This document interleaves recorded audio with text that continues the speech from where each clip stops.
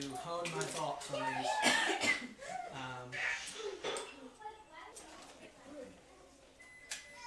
I don't want to call it a bunch of different paths, but I feel like the Father was showing me multiple different things throughout multiple different scriptures, and trying to put it on one clear path for slides was the hardest thing I've ever done.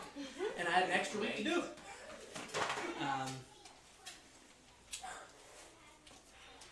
I wanted to put this one off the first here. So in the Masoretic, we typically quote it Masoretic. It's the honor, or it's the glory of God to conceal the matter, but the honor of kings to search it out. So this was Septuagint says, same concept. But some things generationally were hidden from us. We all know that. And in these last days, we're starting to come to some truths that we're starting to recognize. And we can't forget that the Father hid them from us because we inherited the lies from our fathers. So as we come to see these things, the Father's revealing things to us slowly, gradually. If it's too much at once, we might buck against it. But I think a couple things I came to as I was digging into all these verses. I think we've been reading this. We're about to read Hebrews, what we've been going over. But I think we've been reading it wrong.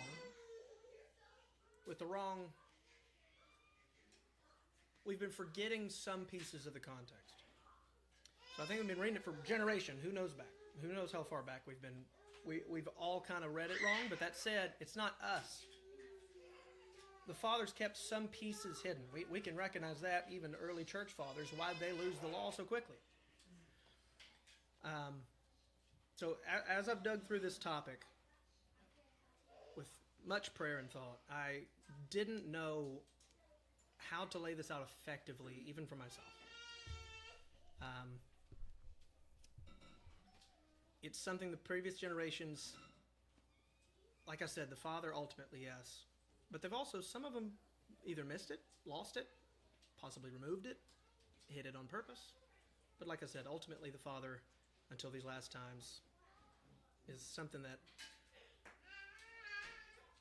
he would gradually reveal to those he sees, similar to, I think Ezra put himself in the group of the wicked, and the angel told him, don't put yourself in that group. You're righteous, I have more for you. So I'm not reading all day. Who wants to read practically all of Hebrews 7 for us? I'll read it. Okay. For this Melchizedek, king of Salem, priest of the Most High Yahweh, who met Abraham as he was returning from the slaughter of the kings and blessed him, to whom also Abraham apportioned the tenth of everything, and the first place. His name is translated the King of Righteousness, and then also King of Salem, that is, King of Peace, without father, without mother, without genealogy, having neither beginning of days nor end of life, but resembling the Son of Yahweh. He remains a priest for all time. But see how great this man was, to whom Abraham the patriarch gave a tenth from the spoils. And indeed those of the sons of Levi who received the priesthood have a commandment to collect a tenth from the people according to the law, that is, from their brothers, although they are descendants from Abraham. But the one who did not trace his descendant from them collected tithes from Abraham and blessed the one who had the promises. Now without any dispute, the inferior is blessed by the more prominent, and in this case mortal men receive tithes, but in that case it is testified that he lives. And so to speak, even Levi, the one who receives tithes, has paid tithes through Abraham. For he was still in the loins of his father when Melchizedek met him. Thus, if perfection was through the Levitical priesthood, for on the basis of it the people received the law, what further need is there for another priest to arise according to the order of Melchizedek, and not said to be according to the order of Aaron? For when the priesthood changes, of necessity there is a change of the law also. For the one about whom these things are spoken belongs to another tribe from which no one has officiated at the altar.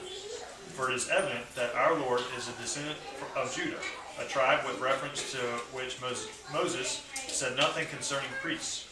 And it is still more clear if another priest, according to the likeness of Melchizedek, arises, who has become a priest not according to a law of physical requirement, but according to the power of an indestructible life. For it is testified, you are a priest forever, according to the order of Melchizedek.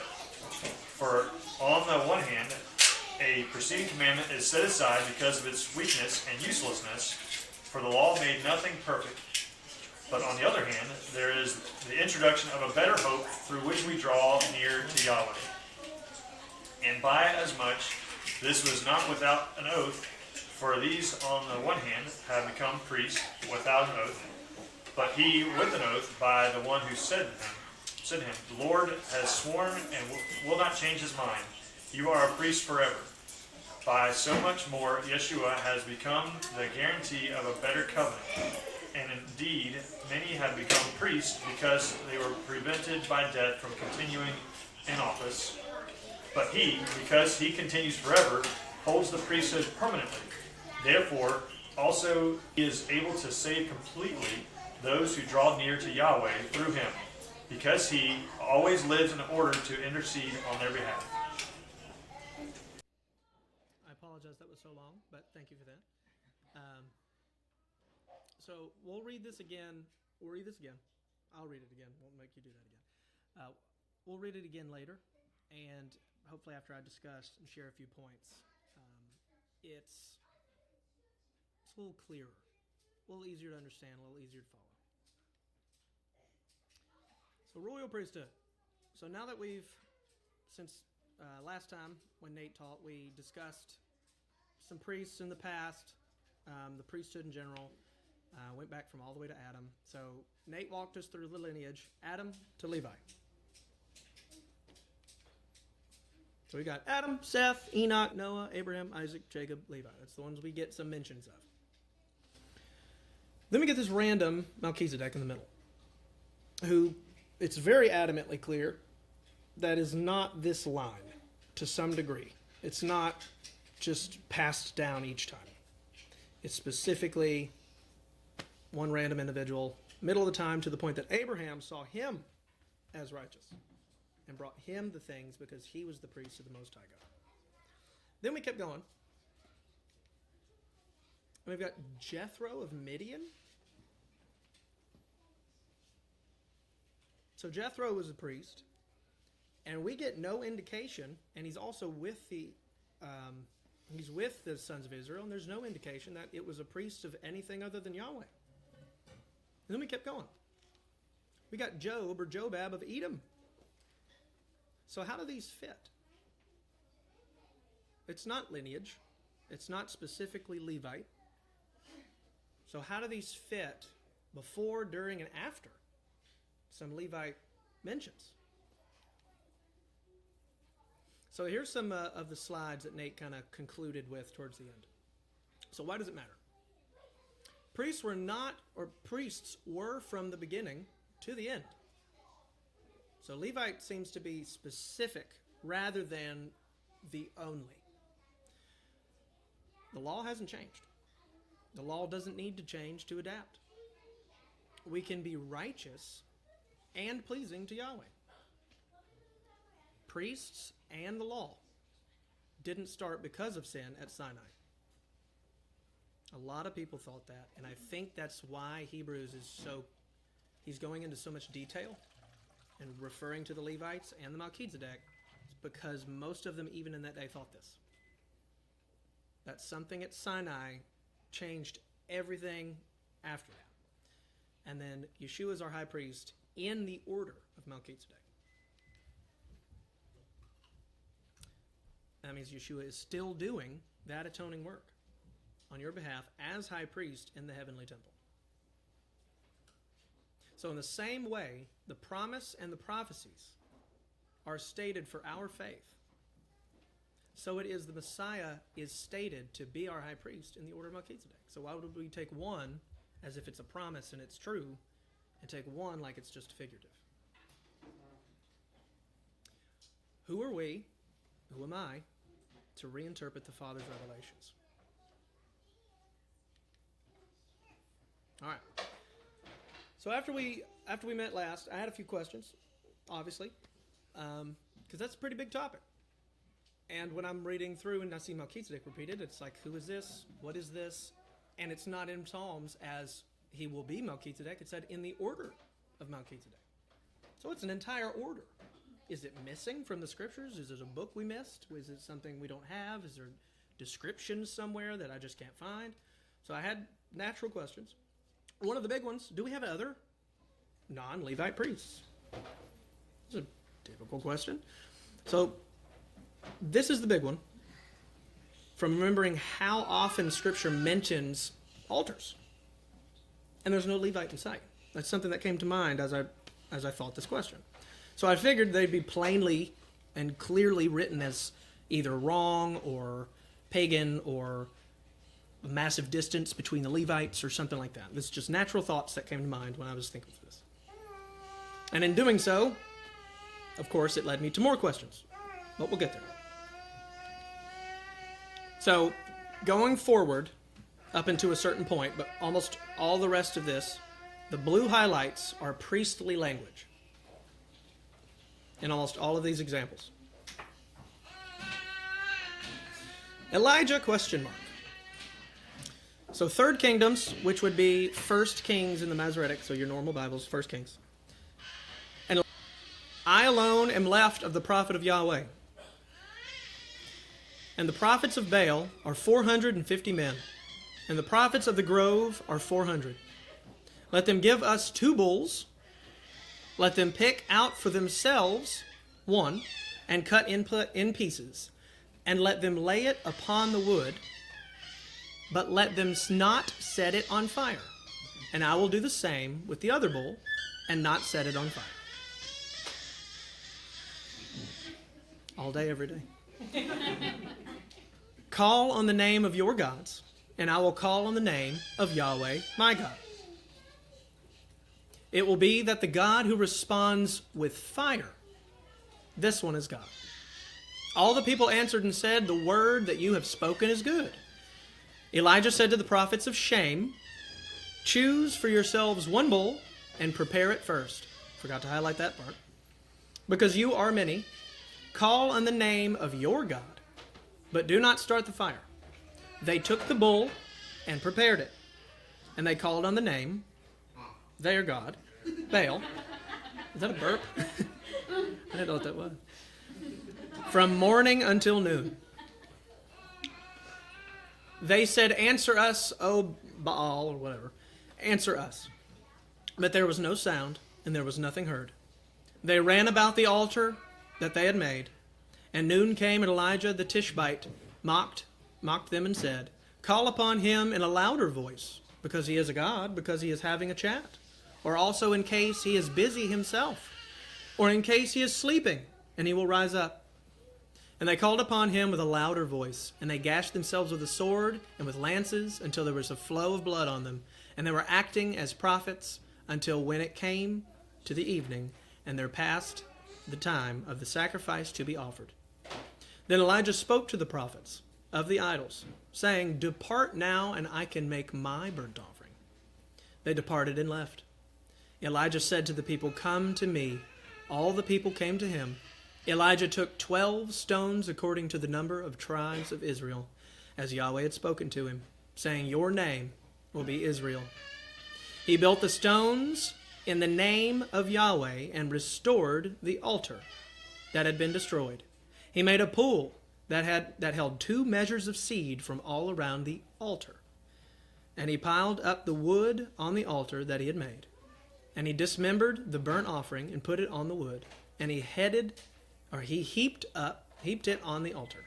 And he said, bring me 4 pitchers of water, and pour the water on the burnt offering and on the wood. They did so, and he said, do it again. They repeated it, and he said, do it for a 3rd time. And they did it for a 3rd time. The water ran around the altar, and the pool was filled with water. Elijah cried out to heaven and said, O Yahweh, the God of Abraham, Isaac, and Israel, answer me. O Yahweh, Answer me today with fire. Let all this people know that you are Yahweh, God of Israel, and I am your servant, and I have done this work on your account. Answer me, O Yahweh. Answer me, and may this people know that you are Yahweh God, and you have turned the heart of this people back. Fire fell from Yahweh from heaven, and it consumed the burnt offerings, the wood, the water that was in the pools, and the stones, and the fire licked up the dust. All the people fell on their face and said, Truly Yahweh is God. He is God. So that was in Kings, when the kingdom had gone astray, as well as the Levites, to the point that Elijah thought he was the last one. Now we know a little later there were 7,000 or something the Father told him in the cave. But he thought he was the last one. So typically a prophet's needed when the rulers, be it kings or priests, aren't being righteous. They need some sort of directly from the Father reprimand. Elijah possibly, I tried to dig into this, possibly, scholarly, whatever, was possibly from the tribe of Gad. So it's not necessarily Levi. But it's not explicitly stated, but it doesn't matter. Gideon, Judges 6:16. So the angel of Yahweh said to him, Yahweh shall be with you, and you shall strike the Midianites like one man. Gideon said to him, If then I have found mercy in your eye, and you do for me today all that you have said to me, do not depart from here until my coming to you. I will bring forth the sacrifice and put it before your face. And he said, I am, I have no idea why I put I will in the Septuagint, but I will sit until your return. Then Gideon went in and prepared a kid of the goats and an ephah of unleavened flour.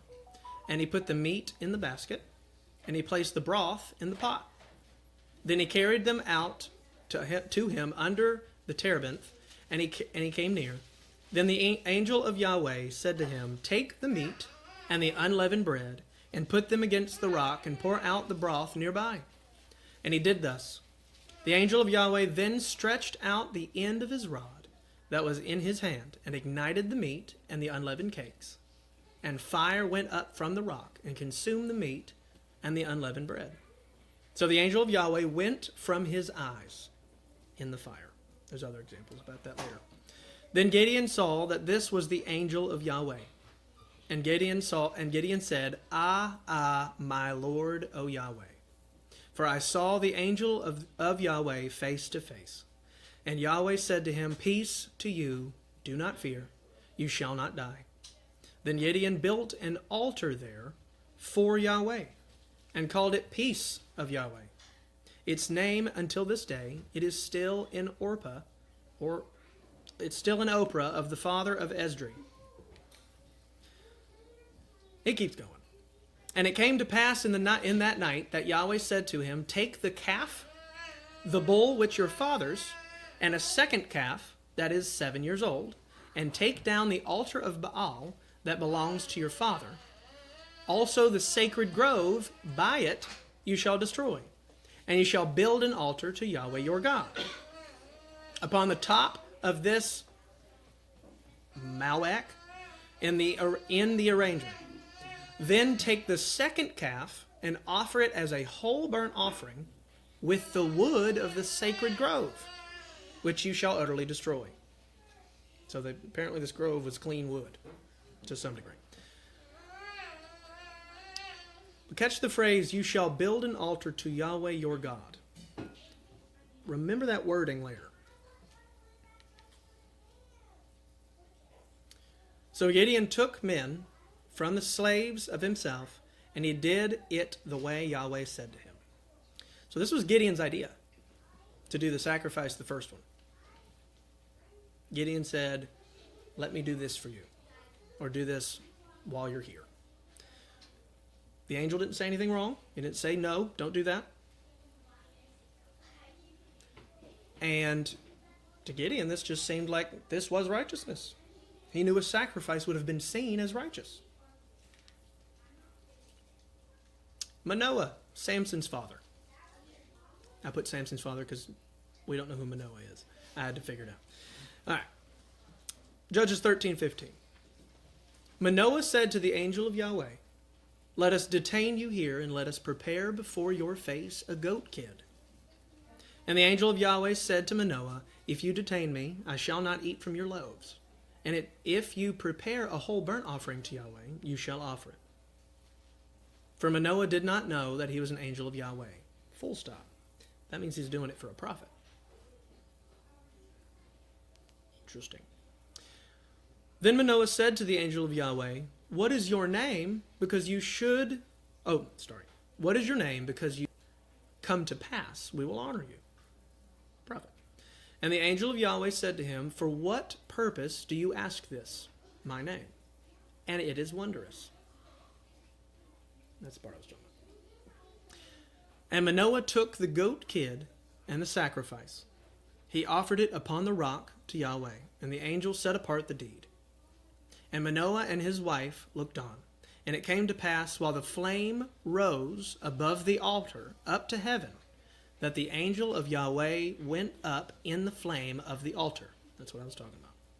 Manoah and his wife saw this and fell upon their face to the land.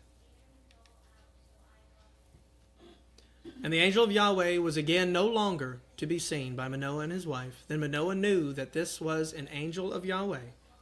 And Manoah said to his wife, "We shall die by death, because we have seen God." And his wife said to him, "If Yahweh wanted to kill us, he would not have taken a whole burnt offering and a sacrifice from our hand, and he would have not shown us all these things, nor would he have made us hear these things in time." So we go back one. Goat kid and the sacrifice. Just some thoughts I had when I read that phrasing. So goat kid is typically a sin sacrifice. A kid of the goats. So did he offer a sin sacrifice for like his family and then a whole burnt offering? Because the whole burnt offering is typically strictly for the father, like a gift. He doesn't get to eat of that. And then that said, it also says, instead of an altar, it said he put it on the rock of the Lord. So the rock of Yahweh. And then another piece I noticed, it says, "And the angel set apart the deed." You know, how we understand English, they don't always word things the best way. Sometimes there's better ways to word it. So, seems like a weird way to say that the angel saw this deed as holy. He set apart the deed. From the angel's perspective, I set this deed apart. This is holy unto the Father, ultimately, obviously. I don't know, just some thoughts. And I tried to find it, so Manoah seemed to be of the tribe of Dan. Just another tidbit.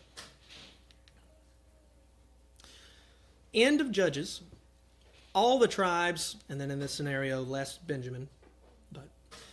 So Judges 21:1. The sons of Israel made a vow in Mizpah. Catch who's there. Sons of Israel.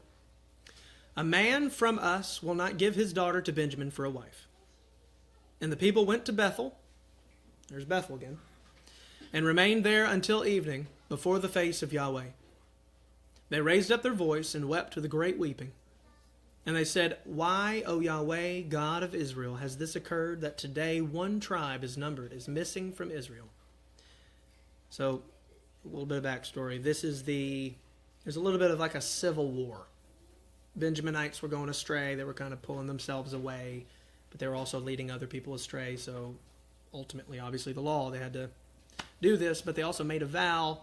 It's a little too far, and they said they wouldn't give them the wives. So, that's why they're all kind of lamenting, because they already vowed this. How do we go back now? So, anyway. "It came to pass on the morrow that people rose early, and they built there an altar, and brought burnt offerings and perfect sacrifices. And the sons of Israel said, Who from all the tribes of Israel did not go up with the assembly before Yahweh? For there was a great oath against the ones that not going up to Yahweh in Mizpah, saying, He shall surely be put to death. And the sons of Israel relented toward Benjamin their brother, And they said, today one tribe is cut off from Israel. So it said multiple different times that this is the sons of Israel. It never directly mentions Levites, Levites only, Levites being in charge of this moment. None of that. You can infer it, but it doesn't explicitly say that. Yet this is only a few chapters away from Manoah's sacrifice. So this is Judges 21. I think Manoah's, if we go back, 13. This is, I wouldn't say the exact same time frame, but wasn't too far. Book completely. Samuel. 1 Kingdoms 7:15 through 17. So this would be 1 Samuel in normal Bibles. And Samuel presided as judge over Israel all the days of his life. And he went year by year in a circuit to Bethel, there's that again, Gilgal, and Mizpah. He judged Israel in all of these consecrated places. But he would not return to Ramah, but he would return to Ramah because his home was there. And there he judged Israel and built an altar to Yahweh.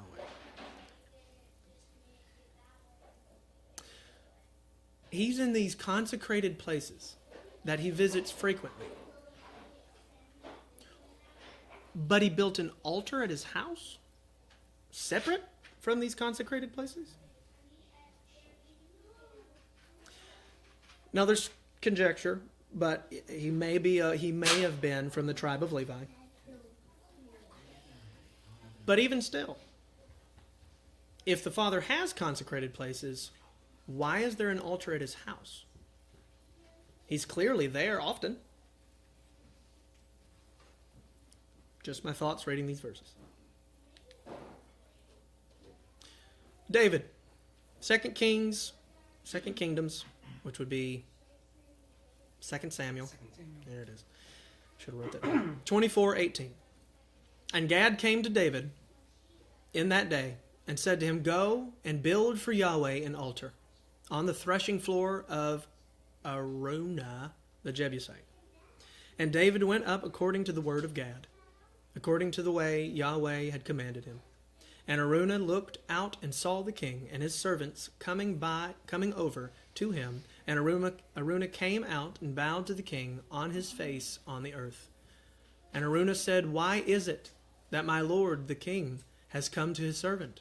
And David said, to purchase from you the threshing floor, to build an altar to Yahweh, because the slaughter was stopped here for the people. And Araunah said to David, let my lord the king take and offer to Yahweh what is good in his eyes. Look, oxen for the burnt offering, wheels and yokes of oxen for the wood.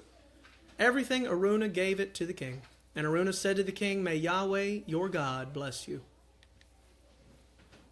And the king said to Araunah, no, because instead, in inquiring it, I must purchase it from you at the price, and I will not offer to my Yahweh, my God, a burnt offering that was freely given. So David purchased the threshing floor and the cattle with 50 silver shekels. And David built there an altar to Yahweh, and offered burnt offerings and peace offerings. And Solomon added more on this altar in the end, because it was small at first. And Yahweh listened to the land, and the slaughter ceased in Israel. So I will not offer to Yahweh, what my God, a burnt offering that was freely given. So burnt offerings, the other offerings are kind of like cooking. You get to eat it in his presence, in a simplification. A burnt offering is fully and wholly burnt. Holy with a W. Burnt. Completely to the Father. The sweet-smelling aroma to the Father. So, in modern term language, that's like taking a $100 bill and setting it on fire. It's expensive. A whole burnt offering, especially when we see multiple times that sometimes it's oxen. And ox is huge. That's expensive. Even in today's money, what? Some of them are 15 grand. That's a big deal. It's also heavy. That's why he brought servants. That's why he heaped it. Even Elijah it said he dismembered it. He ain't picking that thing up by himself. No. Who's helping? Hold on here. 1, 2. Yeah, he kept doing that. But David knew and understood that the whole burnt offering was meant to be from himself. I have why in here as a question, but I kind of answered my own question thinking through this. The whole burnt offering was not eaten by the worshiper, not only a literal sacrifice on an altar, obviously, but a costly to the person sacrifice of one's own possessions from you to Yahweh, acknowledging where all things come. But as you can see, I snuck Solomon in here as well. So we got David and Solomon. Let's keep going. Anywhere else? Wisdom books? Prophecies? Glad you asked. Sirach. Sirach 32, 1 through 13.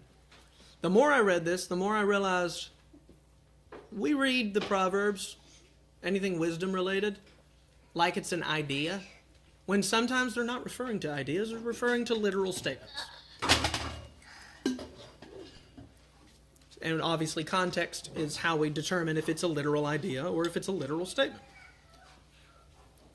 So let's read it. The one who keeps the law abounds with offerings. With isn't there. So the one who keeps the law abounds in offerings. The one who gives heed to the commandments is one who sacrifices a peace offering. The one who repays a favor is one who offers fine flour. And the one who gives alms is the one who offers or sacrifices a praise offering. Turning away from wickedness is pleasing to Yahweh.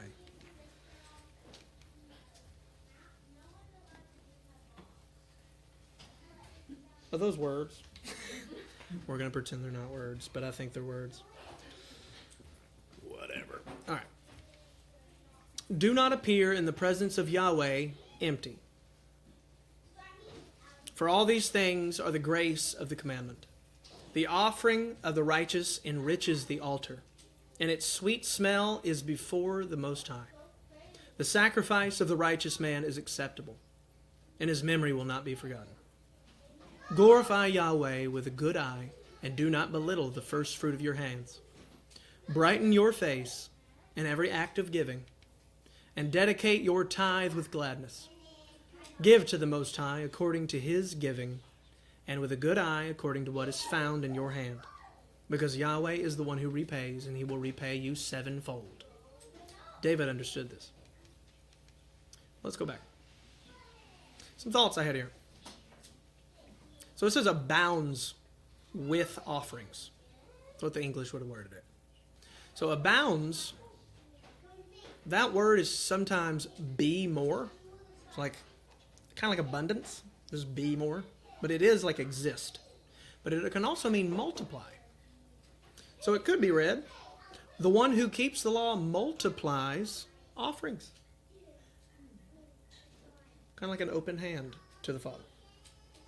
The one who gives heed to the commandments is the one who sacrifices a peace offering. On these verses, verse 6 is literally Deuteronomy 16. That's the 3 times a year you're supposed to meet before the Father. And you do not show up to those feasts empty-handed. It doesn't seem to specify Levites here either. It just says the righteous man is acceptable. Even the Levites had to be righteous for the sacrifices to be accepted. It wasn't just because they're Levites. They were righteous. And the Levites had a specific duty that they would obviously be doing if they're righteous.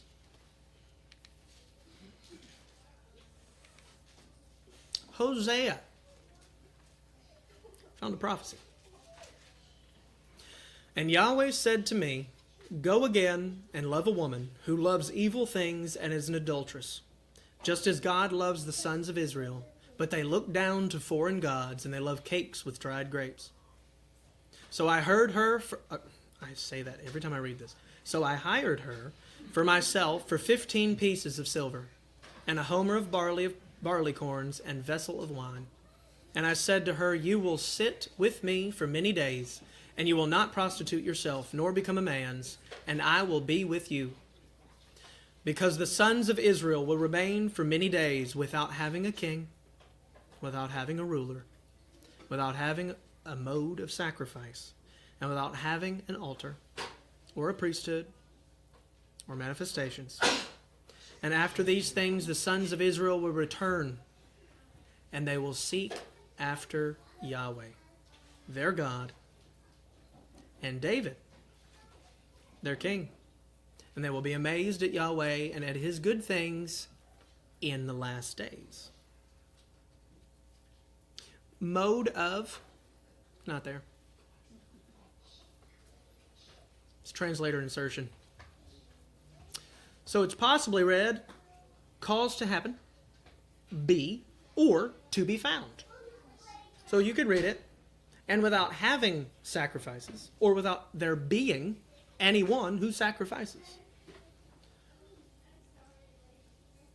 Without making sacrifices, without making altars is also another reading. All because Israel, us, we know that's us, weren't truly seeking after Yahweh and his chosen cornerstone. This is because of unrighteousness that these things happened.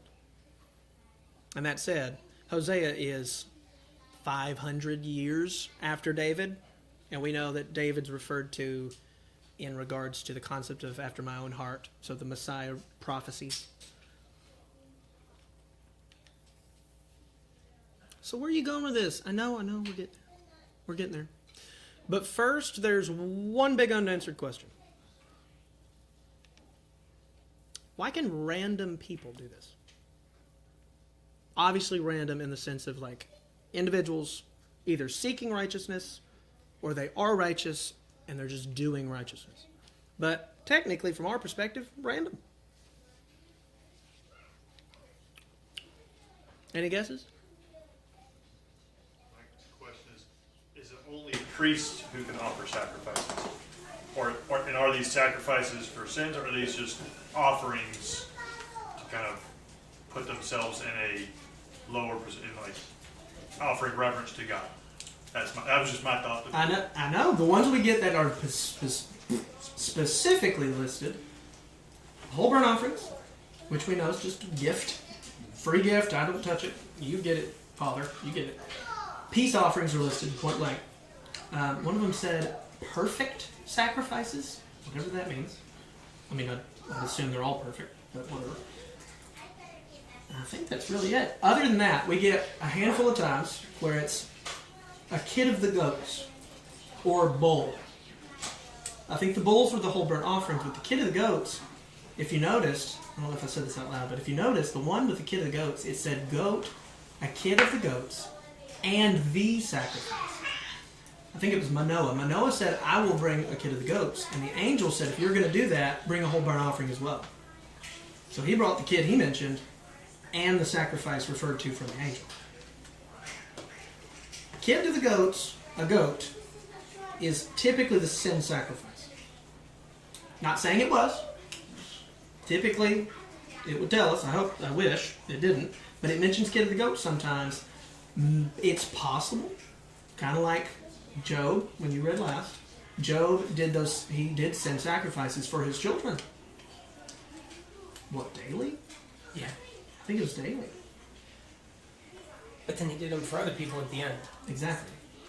I'm wondering if that's the difference, is that, and this is different, of course, we talked about this before, but I wonder if it's the difference between priests and sacrifices is priests can sacrifice for your sin.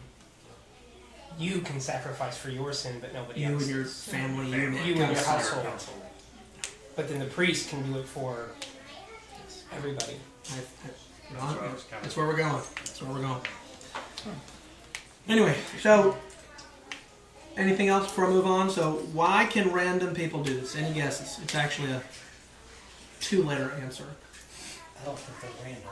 Say it again. They're chosen. Okay. What if I said it's in the law? Sounds crazy. Let's keep going. I kept getting drawn back to this, and I realized things. Okay, when we were we used mental gymnastics being within churchianity. Full mental, all of it. We were in it. A lot of us devoted. We used mental gymnastics, if we were even a little bit studied, to explain that we weren't under the law. We can't do that no matter what's in there. Now that we know the law is applicable, we can't do that. It wouldn't be honest if we're not going to do this piece. I don't want to do this one, but I'll do this one. You can't. That's not how it works. Oh, sure. Up.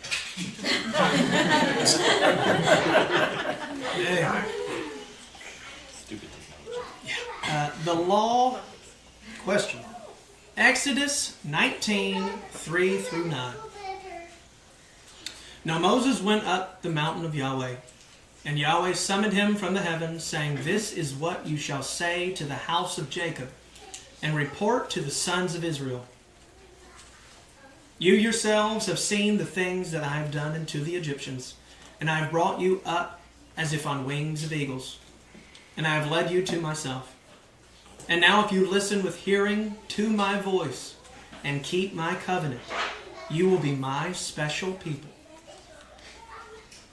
of all the nations. For all the earth is mine, and you yourselves will be a royal priesthood to me, and a holy nation. These are the words you shall say to the sons of Israel. And Moses came and said to the elders of the people, and set before them all these words, which Yahweh commanded him. And all the people answered with him with one accord, and said, We will do everything that Yahweh said, and we will listen. Then Moses reported these words to Yahweh, and Yahweh said to Moses, Look, I myself will come to you in a pillar of cloud, so that the people may hear my speaking to you, and they will trust in you forever. And Moses announced the words of the people to Yahweh. This is way before the Ten Commandments, by the way. This is about the same time I put in here. Nate mentioned last time that the priests were referenced before Moses even went up the mountain. They haven't even heard Yahweh speak yet. And they said, yeah, we'll listen. We'll do what you're saying. And this was already stated, and priests are mentioned. Let's keep going. The word royal, we'll go back. It's a royal priesthood here in the purple. The word royal can also just mean kingly. The word is basilion, is most often translated as kingdom. So you could also read this as a kingdom of priests. Sounds familiar. But we'll come back to that. Exodus 20:22. Yahweh said to Moses, This is what you shall say to the house of Jacob and announce to the sons of Israel. By the way, catch these, who he's talking to. Almost every time. It's the whole of them. Not a niche of a niche of a niche of a niche, or whatever, how you say that word. House of Jacob, sons of Israel. You yourselves have seen that I have spoken with you from the heavens. This is right after that moment. You shall not, I'm going to read it, sorry, I'm getting excited. You shall not make for yourselves gods of silver, and you shall not make for yourselves gods of gold.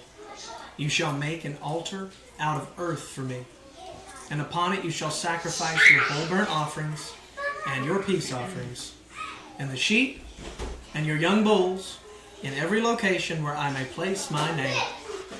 And I will be there with you, and I will bless you.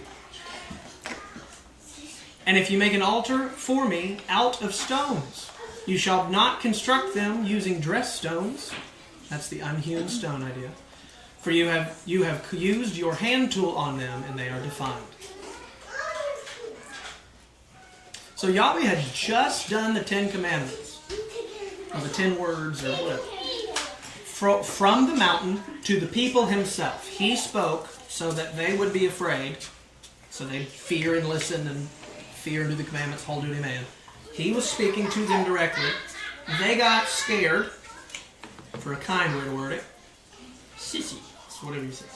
So they asked Moses to mediate. Interesting. They asked a man to mediate. This is the first thing out of Yahweh's mouth to Moses for him to relay to all the sons of Israel right after the Ten Commandments.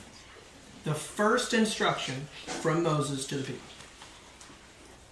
This is literal worship to Yahweh. Not just obeisance, not just let me bow to the king. Literal, definitional worship. But let's keep going. Somebody pull up for me and read Exodus 23:22 in the Masoretic. So any normal Bible that's not Septuagint. Any of them. I checked, so this isn't going to trick. Non-Septuagint. Masoretic, Exodus 23:22. But if you truly listen to his voice and do all that I speak, then I will be an enemy to your enemies and an adversary to your adversaries. What if I said that's half the verse? They took another half out. Only that verse. I would believe you. You ready? You want to see what Septuagint has to say? And I think I didn't. This was a find. This was a find. This was a find. This was a find. Here we go. The red letters are the missing verses from the Masoretic. I keep my blue highlights because I like those, but the red letters specifically are what's not in the Masoretic. Septuagint only. Here we go. That's one slide. That's one slide. And look, I myself am sending out the angel before your face, so that he may watch over you along the way, in order that he may guide you to the land that I have prepared for you. Be mindful of yourself and listen to him. Do not disobey him, for he will certainly not put up with you, for my name is on him. If you listen with hearing to my voice, and you do all the things that I command you, and keep my covenant. That sounds familiar. We just read this in 19. This is in 23. You will be a people special to me from among all the peoples, for all the earth is mine. But you yourselves will be a royal priesthood to me, and a holy nation. You will say these words to the sons of Israel. If you listen with hearing to my voice and do everything that I say to you, I will be an enemy to your enemies, and I will be an adversary to those hostile to you. And it goes down to 25.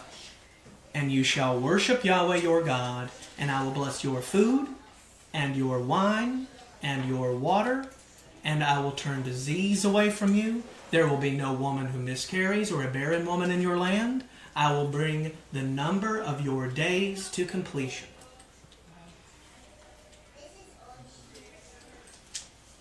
Once again, royal can mean kingly or kingdom. You will be a kingdom of priests. And again, literal worship to Yahweh with blessings attached. And there's no indication in there that it's like end times, millennial kingdom. Good thing. Okay. In this passage. Yeah, that's what I'm getting at, is he worded it. I'm glad you asked. Let me get there. Oh, no, I'm getting there. Okay. Sorry. Let me read this and I'll go back. Yahweh likes to repeat himself since he knows we need it, obviously. But he also does it on things that are extremely important. Well, like I said, if you listen, hearing to my voice, and you do all these things that I command you and keep my covenant, that's a now. We have to do that part to even be able to do that part. You will be a people special to me. Are we special now or later? Could be seen both ways. From among all the people, for all the earth is mine, but you yourselves will be a royal priesthood. Could be now, could be later. I see what you're saying. This crossed my mind. To me and a holy nation. you will say these words to the sons of Israel. All of the law we are to practice to show the Father that we want to do for eternity. I'm conjecturizing, if that's a word, that this was included. And I've got some New Testament verses that sound almost the same. Almost verbatim. And it's not. It also says it'll bring your days to completion. Yeah, that's a life. So that sounds like immortal. You'll turn disease away from you. There will be no woman who miscarries or barren woman in your land. I will bring the number of your days to completion. With these in mind, that might be why we saw all those examples of different people doing these things. Nobody had any questions. It's right here. They had the law. They heard it on the synagogues and blah, blah, blah, blah, blah. All the details that they would have heard it. Or the feast days when Ezra's reading it, he's standing up and all the people are standing and they're listening to it. Or Joshua's recanting the law because Moses just passed and things like that. They would have heard this. No one asked any questions. They asked questions all the time. Zechariah had a question and the angel muted it. They had questions constantly. I didn't see one. This was normal. They understood this. They knew how to do it. The wood. Multiple pieces that we today would go, this is weird. I need some details here. They didn't seem to have those questions. They knew exactly what was entailed, to the point angels were there, and it wasn't just angels, it's the angel of Yahweh, the angel of the Lord, repeated all the time. If that's one angel or multiple, I don't know. Not the, But I think you're right. I don't see any of the normal, like, there will be no war, or, you know, yeah, they it's will not never like a sin again. way Like, prophecy. Yeah. you don't see anything in there that shows that this is speaking of the final reign. Oh, if you want to pull up that in between, I did this to show that these linked, but right after, what verse is this? 22? Let me make sure. Yep, 22. So 23, 24. It's literally talking about in that day, Yeah. Jebusites and Parasites. Yeah, well, those two. Jebusites and Hittites and all that, that the angel of the Lord will go before you, and you will fight them. And then he goes to 25. And he will cut them off. And he will cut them off. Exactly, that was part of it. But anyhow. As long as you don't bow down to their mighty. Exactly. What else? In 1 Peter 2, it says you are the royal priesthood, the chosen nation. So it's more like, Yep. yeah. I've got it. I I bet got you it. Wavelength. We're doing it. All right. Where have we heard similar language before? Beat me to it. Yep. Someone please read. Oh, that's Gosh, Silas beat you to copy of verses. All right. 1 Peter 2, 1 through 10. It says it not once, figuratively. It says it again, literally. Therefore, ridding yourselves of all malice and all deceit and hypocrisy and envy and all slander, like newborn infants long for the unadulterated spiritual milk, so that by it you may grow up to salvation. If you have tasted that the Lord is kind, to whom you are drawing near, a living stone, rejected by men, but chosen and precious in the sight of Yahweh. And you yourselves, as living stones, are being built up as a spiritual house, for a holy priesthood, to offer up spiritual sacrifices acceptable to Yahweh, through Yeshua, the Messiah. For it stands in Scripture, behold, I am laying in Zion a stone, a chosen and precious cornerstone. The one who believes in him will never be put to shame. That's Isaiah. Therefore the honor is for you who believe. But for those who refuse to believe, the stone that the builders rejected, this one has become the cornerstone, and a stone of stumbling and a rock of offense. Spiritual blue. You got me there. Spiritual blue. Let's keep going. Who stumble because they disobey the word to which also they are consigned. Kind of like a vow.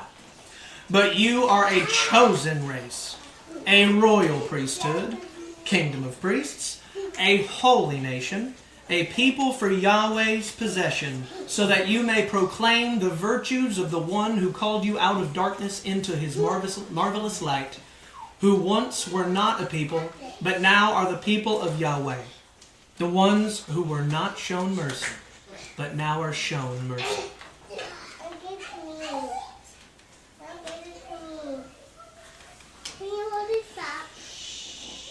That seems like a now.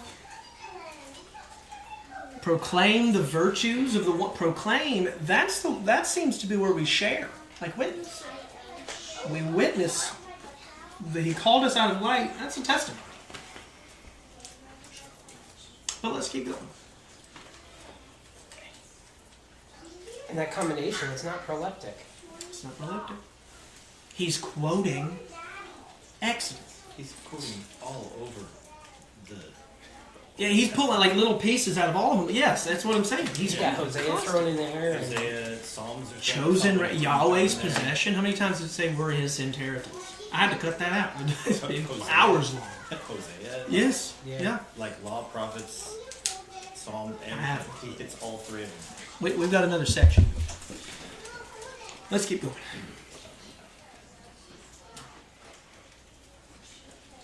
Oh, I'm hitting the wrong button. That makes sense. Zechariah 10, 8 through 9. Nate remembers this one. I will make known to them, and I will receive them, because I will redeem them. And they will be multiplied as they are many, and I will sow them among the people. The ones from afar will remember me. They will rear their children, and they will return. Remember me here sounds similar to where I cause my name to be remembered.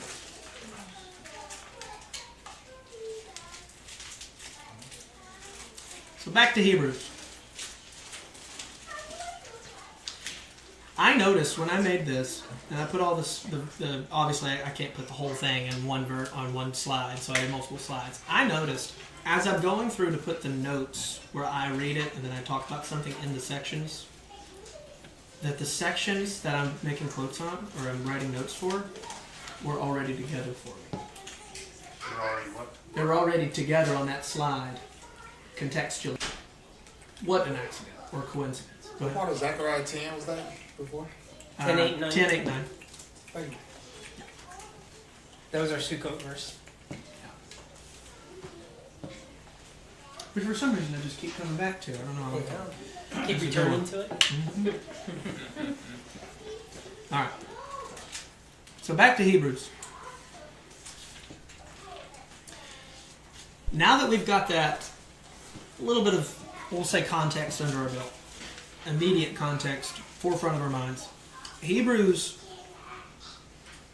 started to make not just sense, it started to see, kind of like, I know Paul's letters are confusing.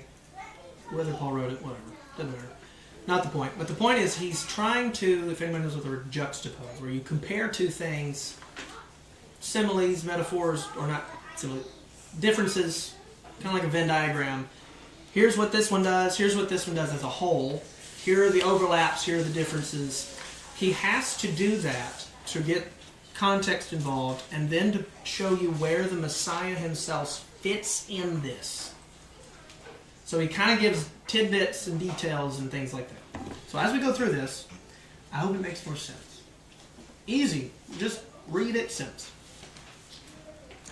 So for this Melchizedek, king of Salem, priest of the Most High Yahweh, who met Abraham as he was returning from the slaughter of the kings and blessed him, to whom also Abraham apportioned 1/10 of everything. In the first place, his name is, it's not there by the way, I think it's a, I'm getting ahead of myself. In the first place, translated, Melchizedek is translated, king of righteousness. And then also, he literally as a person was the king of Salem. That is, king of peace. Okay. So if we let go of romanticized words and ideas, we let Scripture kind of build the picture for itself. We don't have to get weird stuff from way over here to go, see, this is what it's saying. We let the words read right now that we've gone over the other examples that would have been on the author of the Hebrews' mind while he's writing these. Because obviously he said what? Somewhere it is written. So he's just kind of pulling stuff mentally from different spots. And don't forget, Melchizedek literally is a king of righteousness. Kind of like a weird way to say a royal priest. Let's keep going. So I did a full stop here. Obviously, I had more room. I could have put the rest of the verse. I think this is a stop. Because he's describing the man, Melchizedek, that individual specifically that Adam met, or Abraham met. But I think if we read this next part as if he's talking about the concept, the order of Melchizedek, the concept of what is a Melchizedek, what is a royal priest, king, king of righteousness, whatever. What is that? I think that's what he's going to. He's not talking about that guy. I think he's talking about Melchizedek as a concept in general with these next lines. And that's why I put that question. Without father, without mother, without genealogy. So think about the order of Melchizedek. Because that's the prophecy Messiah would be in. He wouldn't be Melchizedek. He'd be in the order. He'd be a priest in the order of Melchizedek. So without father, without mother, without genealogy. So obviously this guy, with this, makes it sound like he's an angel. I'm going to prove he's not. So without father, without mother, without genealogy. With having neither beginning of days nor end of life, but resembling the Son of Yahweh, he remains a priest for all time. So if it's not an angel, this dude looks like the first Messiah, and Jesus is the second. See, that doesn't make a whole lot of sense. But quick reminder, Melchizedek could also mean royal priest. So without the Levitical requirements, this piece right here, without the Levitical requirements that the Hebrews themselves that the author's talking to, would have known about the Levitical requirements. He's referencing, describing, and differentiating between the Levitical priesthood and the order of Melchizedek priesthood. Ultimately showing how and why Yeshua is important, as important as he is, where he fits in this whole thing. He's trying to right now describe, because he would have already, and he's going to later again, go more in detail on priests in general, Levite priests specifically, in this part, Melchizedek priests specifically. So they need to be clearly, for him to refer to this stuff, refreshed. What is a king of righteousness? What is a Melchizedek? Because they wouldn't have heard Melchizedek, they would have heard king of righteousness and understanding. But see how great this man was. Kind of flops back. But see how great this man was. To whom Abraham the patriarch gave a tenth from the spoils. And indeed those of the sons of Levi who received the priesthood have a commandment to collect a tenth from the people according to the law. That is, from their brothers. Although they are descended from Abraham. But the one who did not trace his descent from them collected tithes from Abraham and blessed the one who had the promises.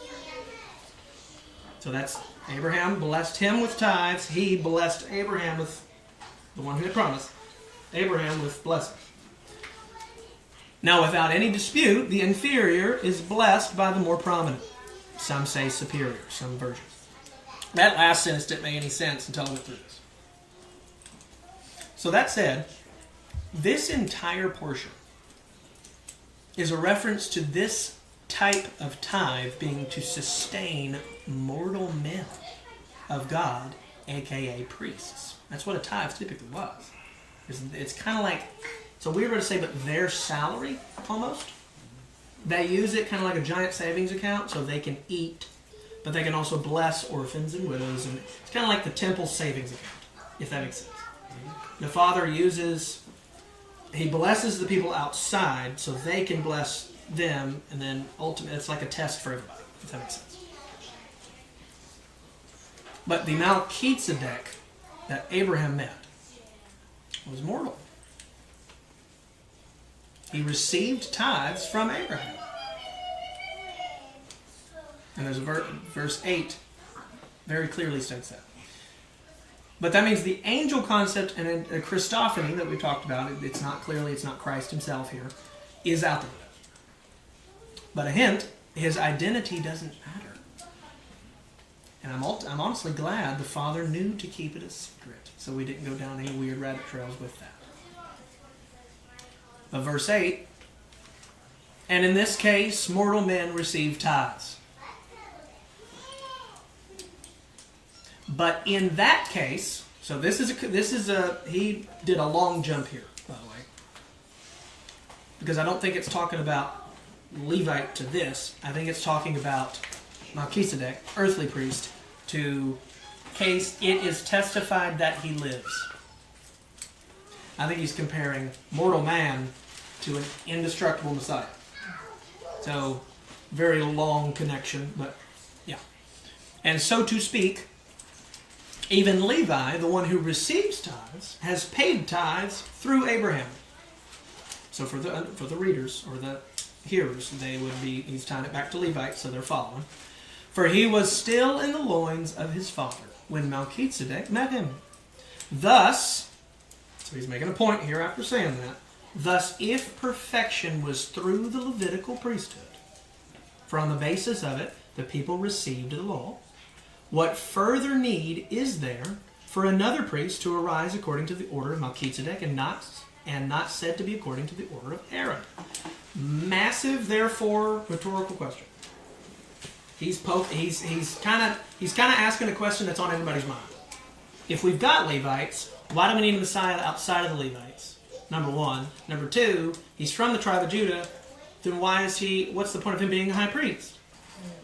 There's two. It's like the prophecy for one tribe was moved over here, and then this one was moved over here. That doesn't make any sense. He's trying to describe the difference here.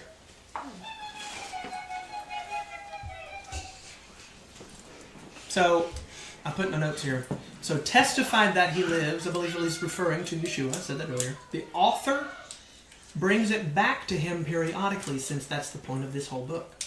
He describes a concept, throws Yeshua in there, describes the content. Almost at the end of every chapter, he repeats Yeshua is a high priest in the order of Melchizedek. He just throws that back in there almost every time. Being perfected forever. Exactly. To remind you, this is the topic. Here's a good point. Here's the topic. Here's a good point. So everybody's following. Kind of like an essay would naturally, depending on how long it is, throw in a couple sentences or even a paragraph here and there to remind you of the main point. Here's a few tidbits, main point. Relate the tidbits to the main point.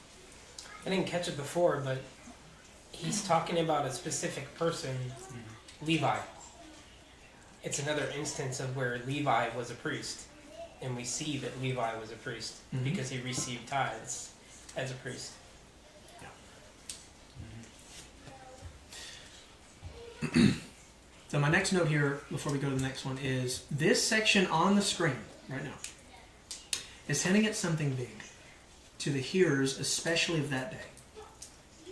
The Messiah being a high priest from a tribe there was no mention of high priest. That's a big deal. So they're hearing this. These guys were Hebrews. That's who it's written to. They know the Levite concept, the Levite priest, all of that. It's a very big deal. It's not just to Levites. It's to Aaron's line as the high priesthood. So it's not that he's just a priest, which it does say, by the way. It doesn't say high priest in the order of Melchizedek. It says priest in the order of Melchizedek. Fun tidbit. Doesn't. But he's the high priest. Not of the line of Levi, not of the line of Aaron, and not of the line of Zadok. He's from Judah. He's way over here. So the author has to continually bring it back, but also describe the context to, so this is what this does, here's how he fits. Over and over. So I'll read this rhetorical question again and we'll move on. Thus, if perfection, obviously resurrection, perfected body, living forever with the Father, if perfection were through the Levitical priesthood, for on the basis of it, the people received the law. What further need is there for another priest to arise according to the order of Melchizedek? What's the purpose of that? And not according to the order of Aaron. For when the priesthood changes, typically that's actually transfers, so it changes.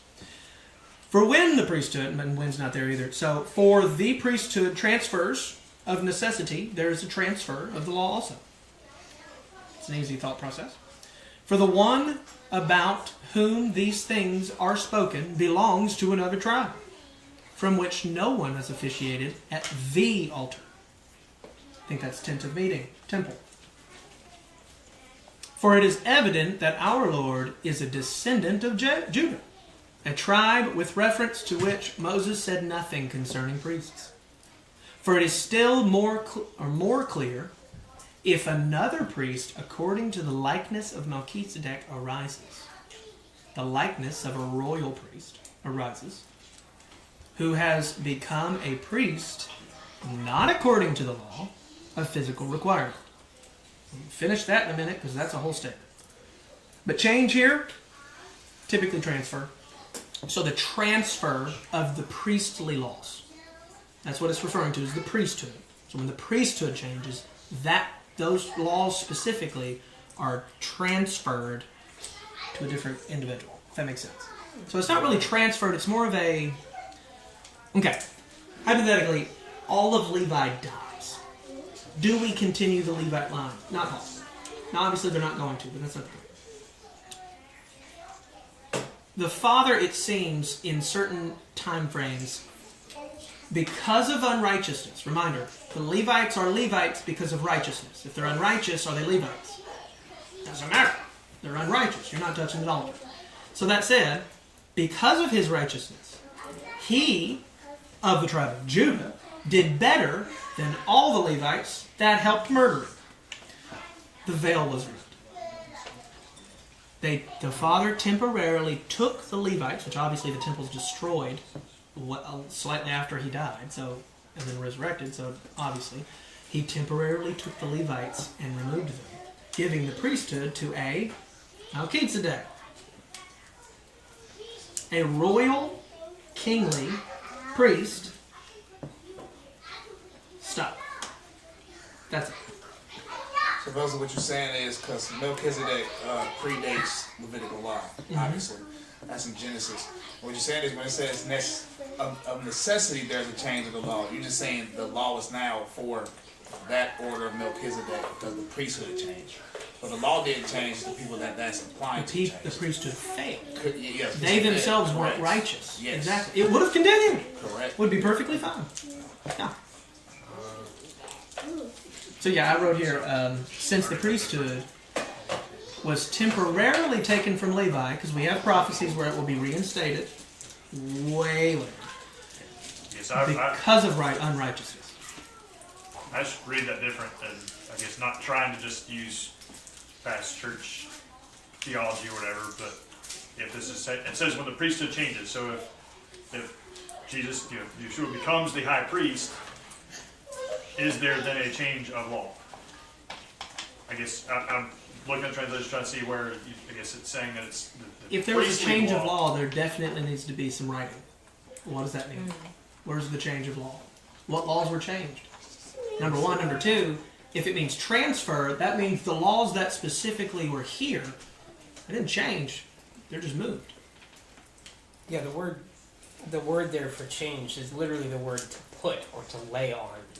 So when the priesthood is laid on picked up, Yeshua, put down, there's necessarily a transfer of things going on. There's a change of things. So the priesthood's still a priesthood. That part didn't change. It was the person within it. So the law didn't change. It's the person doing it. We needed righteousness. It's not the law. It's those pieces of the law, right? And the righteousness required to even do them correctly in the first place. Now that said,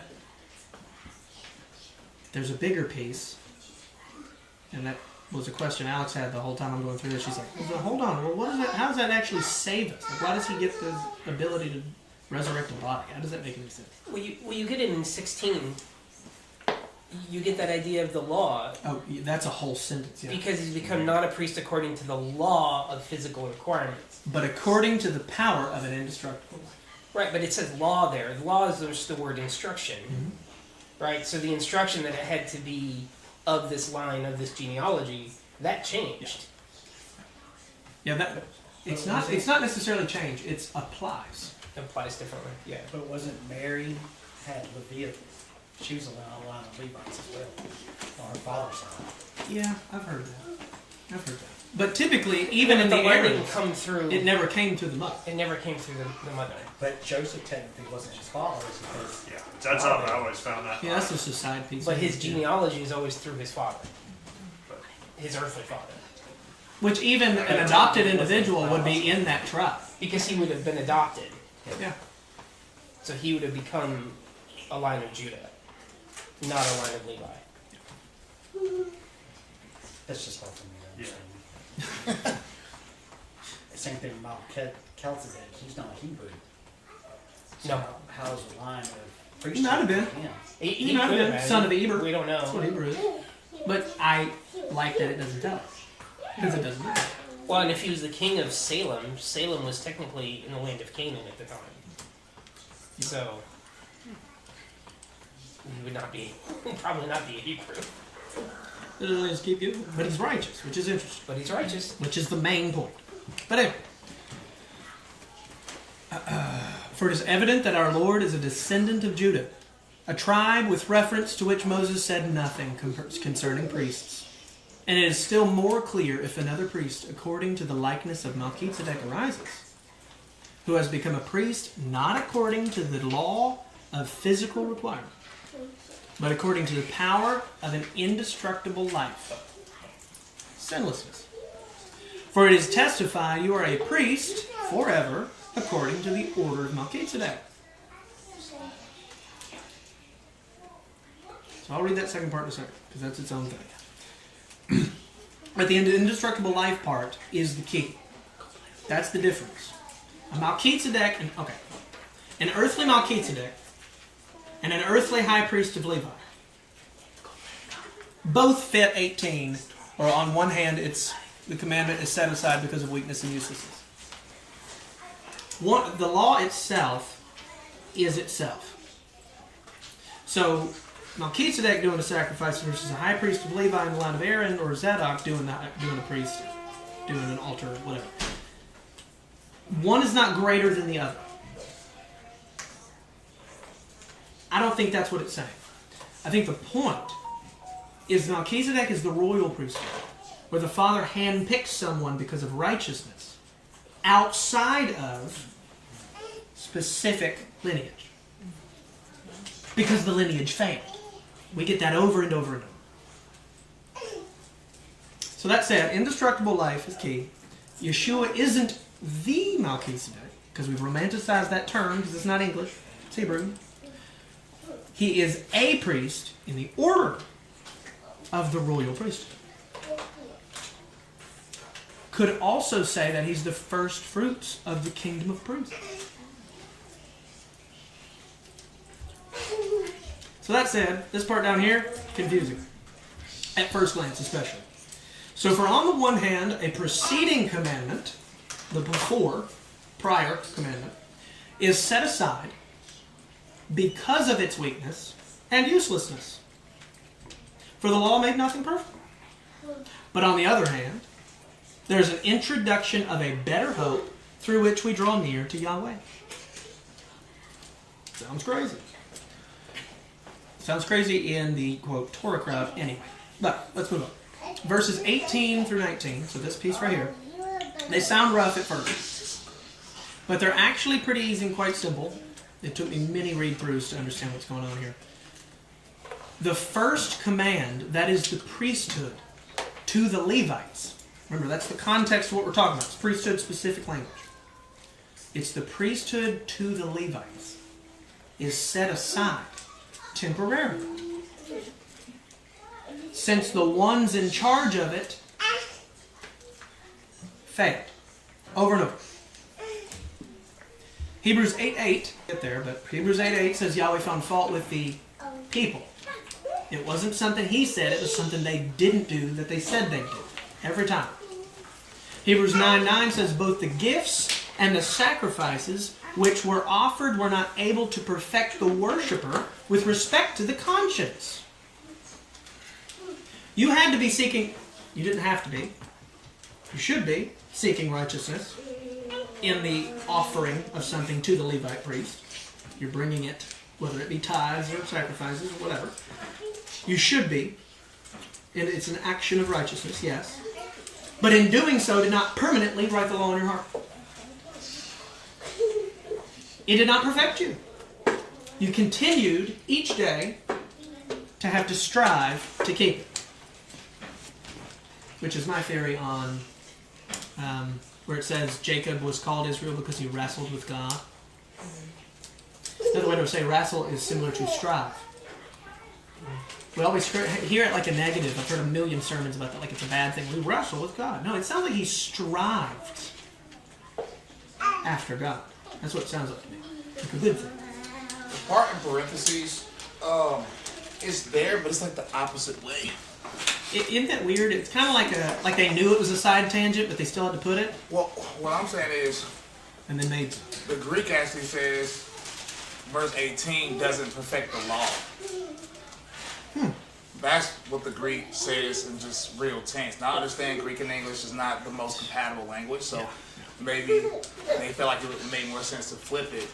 But I think the Greek perfect the law. I think the Greek as is, if you read it in order, actually makes more sense than them reading it the opposite of what it says. Because it says for nothing, it says that it doesn't perfect the law. Yeah, I think the parentheses, they knew it didn't go here. Yeah. They were like, this sounds like an offshoot, so we'll just do The that. word made is the same word as the word perfect. It's, Perfected. It's teleos. Yes, but I'm So saying it did not complete the perfection. yes. Perfect the perfection. But I'm saying that if you read in the Greek order, if you look at it right now, the law is after on the Greek. The law is the end of that statement, not the beginning of the statement. But Greek is the language. And I'm not a Greek scholar, but I've heard this over and over and over. Mm-hmm. Greek can be put in any order Correct. of a sentence. That's why I just say that compatibility. Yeah. But then when somebody say that means they just flipped it and said that's the right way. When there's Yeah, no, I battled. Do I want to do the ESV here, or the LED, or the wording? it don't matter what order, Put but this the order, Greek is 'cause this is compatible. what- But to me, it may make more sense the opposite way. But I I'm don't here doing mashed potatoes over here, or whatever this is. Anyway, another note I had here was Yeshua as the high priest, because he's sinless and now immortal, is the better hope. It is the expectation. That's what hope means here. Expectation. We all, from Adam down, waited for. Nate will hit this in a different week. It keeps going into 8 to 9, chapter 8 and chapter 9, and it just keeps going. And by as much as this was not without an oath.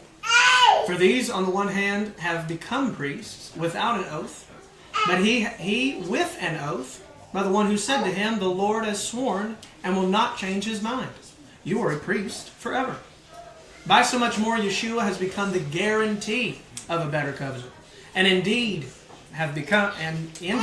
many have become priests because they were prevented by death from continuing in office. So this oath, being from Yahweh directly, it's thus saith Yahweh. So from Yahweh, that's where the oath refers from. So Aaron would have been chosen directly, but after that, it was just passed from his lineage. More than likely, Aaron picked either his oldest or the most righteous of his sons directly, and just continued it after that. But obviously, there's only one high priest at a time. Yeshua was prophesied and chosen by Yahweh for this role by a prophesied oath from Yahweh. Thus, the guarantee of a better covenant. And that's only language used of something that comes or is to come that's not already here. That's legal jargon. Courtney likes his legal jargon. That's a guarantee of a better covenant. The covenant in which Yeshua is the first fruits, and as of right now, the only fruits. He's immortal. He is in that covenant of perfection. The Father showed that he would actually follow through with his promise and showed this is what's going to happen. Yeah, it's literally the teleos, the end, the fulfillment, the goal. Yeah. The aim we are all supposed to have. And by as much as this was not, I read that. But he, because he continues forever, holds the priesthood permanently. See, now we're getting to the therefores, where Yeshua fits into this process. Because he continues forever, holds the priesthood permanently. Reminder, he's not a Levite.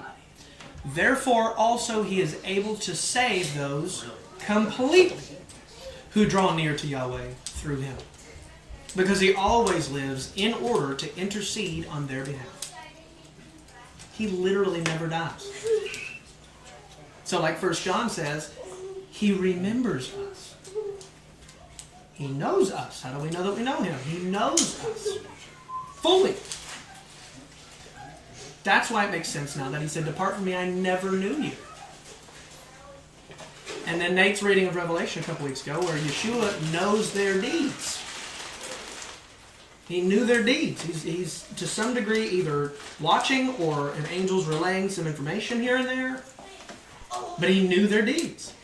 The church of Laodicea and all the different ones. If the Father spared the sons of Jacob simply because of righteousness, or because of righteous Moses mediated for them, how much more the sinless, resurrected, perfection Son of Yahweh?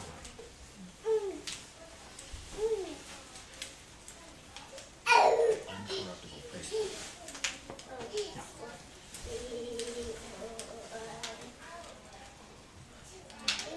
Dun dun dun. I love that he just keeps quoting Psalm 110. Like, Oh my! Over and He over. keeps Sometimes saying it. 2 or 3 times per chapter. He's like, yeah, in the order of Melchizedek. Just in case you forgot, here it's in Psalms. Still talking about this over Yeah, here. this prophecy is what we're talking about. And that Greek word for change literally can mean transfer, just Yep. Yeah. quite literally. Needs to put. When I saw it, I was like, Put it over oh, here. Lord. Yeah. Of course It, not. it can mean How many change, people it can use that move, verse? oh, they See, use priesthood, it. it's not talking about priesthood, it's talking about the law as a whole. I'm like, are you kidding me? That creates more problems than anything. It does. Well, People like their English. Yeah, but it's still the Melchizedek comes before Leviticus anyway. Yeah. It still doesn't cause change, but that predates the law anyway. Yeah. And everything we understand of the Levites, Abraham did to the I mean, all the pieces. All of it's the Exactly. same. Yeah. Yeah, I love the very first part of Psalm 110:4 when he says, Yahweh has sworn and does not relent. He will absolutely not change his mind no matter what happens. Which harkens back to chapter 6 at the end where he says, I've given an oath and Yeah, what is it? Oath and something else. because as we saw with the tribe of Benjamin, oaths are serious. Yeah. Yeah. They knew that they couldn't go against their oath. They'd die. So, like, how do we get out of this? How do we still have mercy? How do we get around this? Which, this is a thought I had as I paced back and forth while Alex was cooking and half paying attention. So, I think that the Father, because of, okay, it's not a legal loophole. In our understanding, it seems verbally that way. But the Father gave the law. Eternal being gave the law. He gave his behavior and how he wanted us to function. If he was there, this is what he'd do, so you do what I want you to do so you can live with me, blah, blah. I think he knew that the problem wasn't the law, and it wasn't too hard, because we've got clearly people doing it for large spans of time. Perfect. The problem was that the people at some point in time would use this flesh dirt body incorrectly. Thus, this flesh dirt body needs cleansed by fire. That's why it's so important that the Son of Man never sinned. He never used his body for defilement. So death can't hold him. Now he gets to be resurrected. He gets to be resurrected, but not just resurrected. He gets to be resurrected, and because he's sinless, he's in the Melchizedek priesthood, an order of kingly priesthood.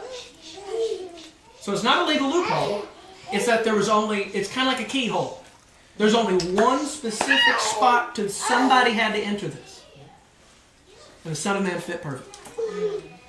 And it was already, like I said before, it was already established before. It was a concept somebody knew. So it Yeah. can't even be anything to where the law was messed up or something, because the law is technically the first 4 or 5 books. Do not murder was in Genesis. So And he had to become human because he'd given all that dominion over to humans Yeah, that's what we talked about weeks ago. Yeah. 8 months ago. Was it months ago? I'm gonna say weeks every time just in case. Make it sound good. Yeah, there's your legal term. Yeah. We have given Yes. authority. Been given We will get there. Is it 8 or 9? Chapter 8 or 9 says that it is a priest, all of them, is chosen from among man in relation between men and God to mediate for that. That's the point. Because they can sympathize with normal things man go through because they've gone through it. the only thing I'm still thinking about is that the part in the parentheses where it says the law makes no one perfect, because why was Jesus perfect? So I keep reading. Well, no, this. it's not. Well, you got to think. There's a million. Sinning's one of them, but you don't. Some of them are. You go out of your way. So taking a sacrifice and all of that process, you're going out of your way to do that. But there are many situations where they did that, but they didn't have to. But I'm saying, what made Jesus perfect? Because you obeyed the law. I think that verse in the parentheses, Made him perfect and being the perfect. fact of made actually not being made, but being the word completed, tells I'm sorry, I us. just elbowed her right in her eye. I'm sorry. I'm sorry. He said, "I, Mama." It literally says, "For the law completed nothing to completion." Okay. So it's this idea that not that the law didn't make people complete, it's that it didn't finish it out. Okay. We're not Because it there didn't. yet. It didn't clear the conscience of the worship. It didn't It make lacked the you. power. It didn't take away the sin. Yeah. It just guided you to not do the sin, Or how to repent from that sin. or how to repent from the sin when you do it. Yeah, it lacked the power of resurrection. Yeah. Ultimately. Yeah. And he's going to go into that Yeah. as he goes farther into Hebrews. Oh. He's going to talk about what the sacrifices did and all of that. He's And going he's to going to talk about That's the fact that the Hebrews 9. sacrifices did nothing. He's going to say that in Hebrews 10. Yeah. The Father said, "Do this to remind me of something I said that this means." It itself never did anything. It's always who's doing it, not the sacrifice. That's true. It's the Always. But also Hebrews 10 talks about how if you willfully sin after receiving knowledge of the truth, there no longer remains a sacrifice for your sins. Why a sacrifice remained in the first place? Exactly. So that's okay. Churchianity, they got something right. The Father, when He looks at us, sees the Son because He's mediating for us. The Father said, "Let me destroy them and start over with you, Moses." And Moses said, "Don't do that." Please don't do that. That's the other thing we're going to dig into as we bring in the chapters is this idea 8, that 9, and 10 are wild. always lives to make intercession. He And doesn't actually die. talking about what that means. Yeah. So, I know we'll get into it, but with that in mind, where it says there's no sacrifice remaining for you, it's talking about the sacrifice of Jesus. So it says if you willfully sin after receiving knowledge of the truth, His sacrifice doesn't even matter for you anymore. Yeah, don't put it back on. That makes sense? Yes, because sometimes these okay, that's kind of what I mentioned with David's sacrifice. Is yes, he literally brought one in definition of sacrifice, but he also sacrificed some of his possessions. So the word sacrifice in English, we kind of just throw all the definitions and put a line because they literally mean something different. But even outside sacrifice, it says you trample underfoot the Son of God. Yes, it keeps going. You regard the blood of His covenant as unclean, and you insult the Spirit of grace. Which, Then- sorry, go ahead. No, I was going to say, then right before that, it says anyone who disobeyed the law of Moses was put to death on testimony of 2 or 3 witnesses. But how much worse will the punishment be if you trample underfoot the Son of God? Yes. Well, and that's what it goes back to, what is it, Hebrews 6 or Hebrews 5, Yep.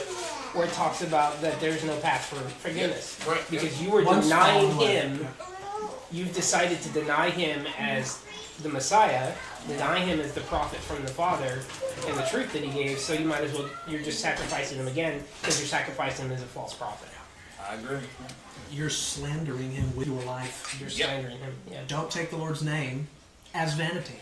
If you're going to do it, do it. If you're not, not. I'll spit you out of my mouth. Take it seriously or don't. I'd rather you be a heathen than pretend to be righteous and be heathenistic in your lifestyle. Revelation 3:15. It reestablishes the judge in the court of Yahweh. Yes. Yep. Instead of, we push that aside and now the prosecutor is acting as the judge. Now the judge is back and the prosecutor has to only prosecute now. And to be honest, I'm glad the Father didn't give us a different person to judge us at the end. He gave us the perfect high priest. And that's the same individual he's given the judgment seat, which would have been priesthood anyway, but I'm saying at the very end, of all the people to care about us the most and knew us because he didn't die, he gets to watch all of our deeds. That's a big deal. And he's able to sympathize with us because he was tempted in every way. Even though he was a son, he learned reverence through obedience. So we're doing Hebrews 8 next week. We'll see. We'll see. Or we just get to 26 through I love 28. We do Hebrews 8. I mean, it's really just going to be doing Jeremiah 31 essentially.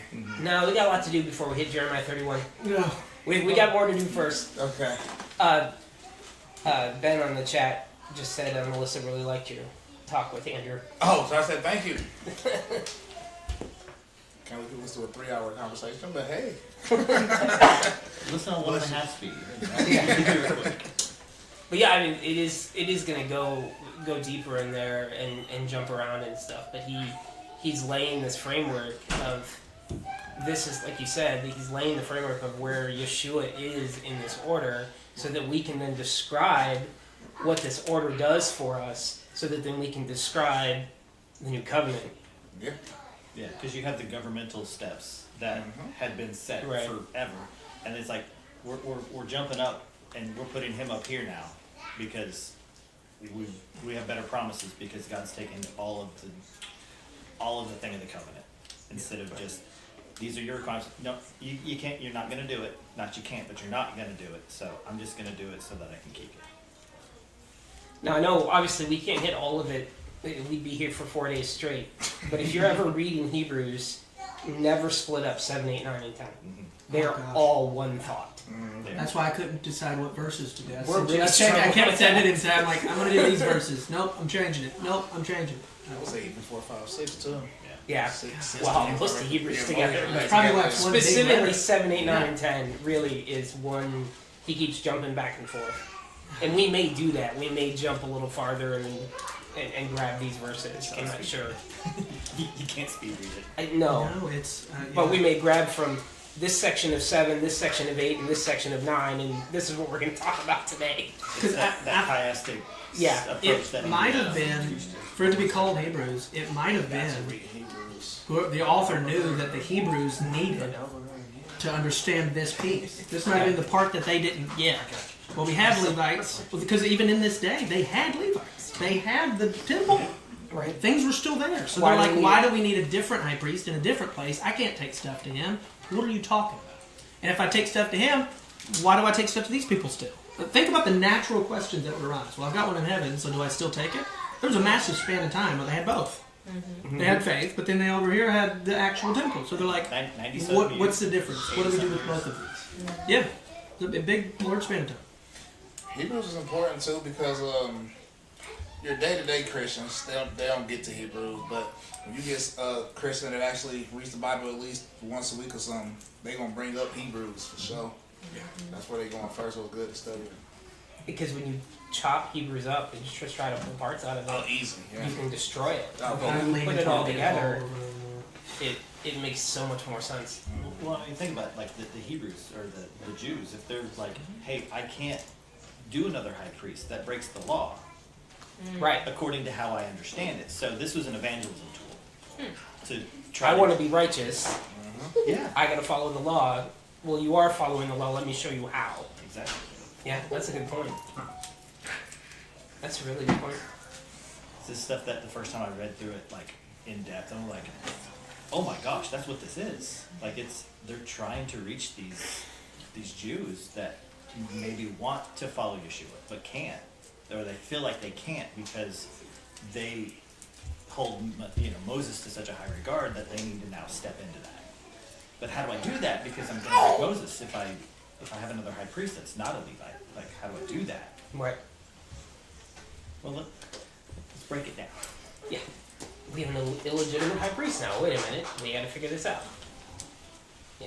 Walk that back a little bit and say, this is how you maintain your righteousness and still follow the side.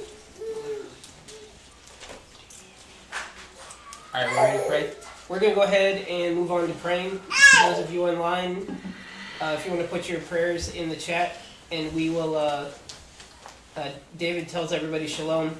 Have a great week, a blessed week. Sorry, but go ahead and put your prayers in the chat. We're gonna go ahead and keep the stream up, but we're gonna mute everything here. Thank you. May Yahweh bless you.